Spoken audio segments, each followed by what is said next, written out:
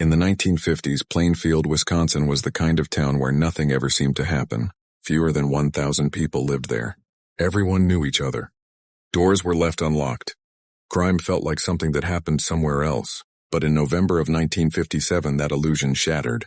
A local hardware store owner named Bernice Worden disappeared during the middle of the day.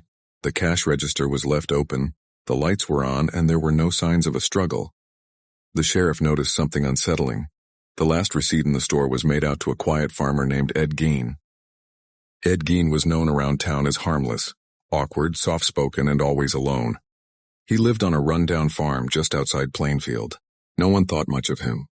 That's exactly why what police found next shocked the entire state. When officers arrived at Gein's property that night, they expected to ask a few questions. Instead, they uncovered one of the most disturbing crime scenes in Wisconsin history. The farmhouse was in extreme disrepair. Rooms were sealed off. Objects that didn't make sense were carefully preserved.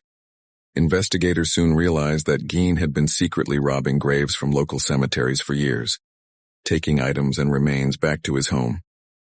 Gein confessed not only to grave robbing, but also to the murders of 2 women.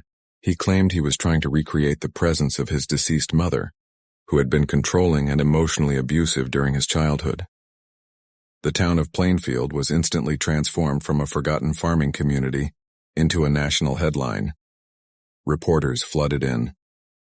Neighbors struggled to understand how someone they waved to in passing could be responsible for such acts.